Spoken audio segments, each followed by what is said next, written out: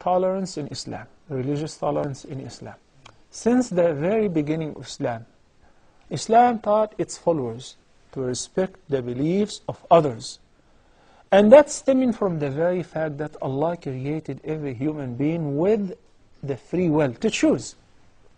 That's why you might find within the same household some people who may accept faith and some people who may reject it.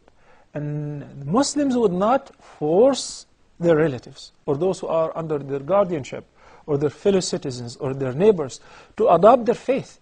Because Allah the Almighty stated in the Quran in several positions. For instance, in one place, Allah the Almighty told His Prophet Muhammad, peace be upon him, إِنَّكَ لَا تَهْدِي مَنْ أَحْبَبْتَ وَلَكِنَّ اللَّهَ يَهْدِي مَنْ يَشَاءُ.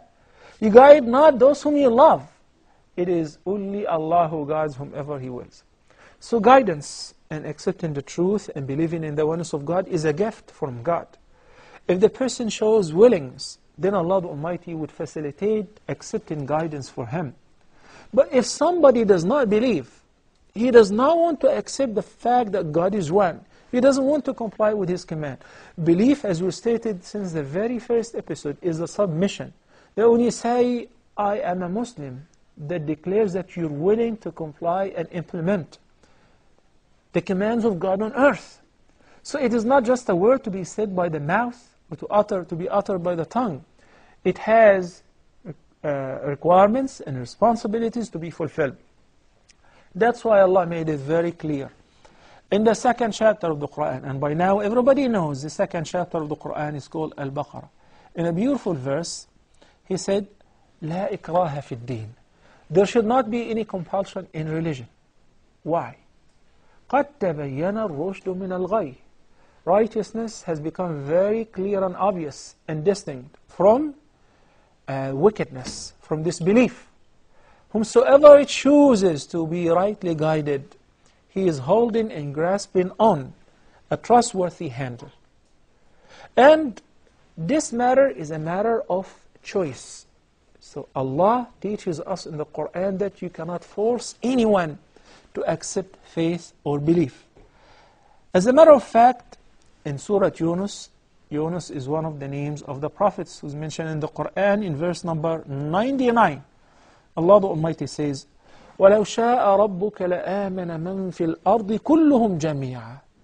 If your Lord willed, all of those who are on earth, all mankind would have accepted faith and became Muslims.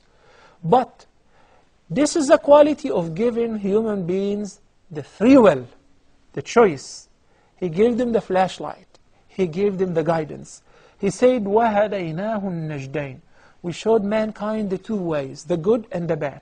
Then it is your call. But based on your call, you bear the consequences. You're responsible for your choice.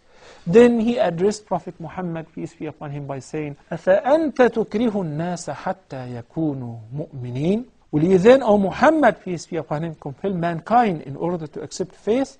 You're not required to do that.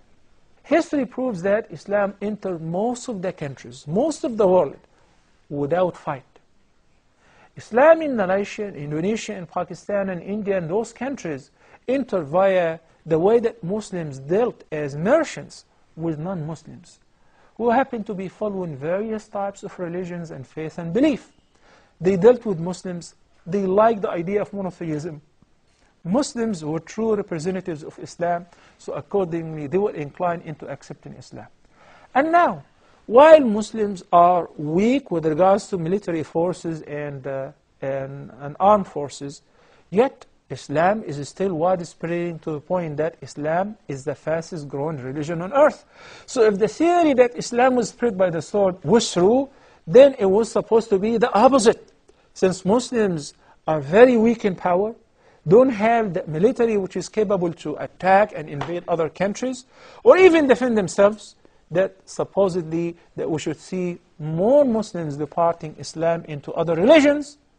But the fact proves that more and more and more people coming from every other religion and entering Islam, singles and in groups. In the United States of America, in the most advanced country, where I wouldn't say that we're paying any person money or giving him food or assistance or tempting them with any worldly gain in order to accept Islam, Muslims are entering Islam on a daily basis more than anywhere else, more than in Africa itself. There is more to talk about tolerance in Islam after the short break, so please stay tuned.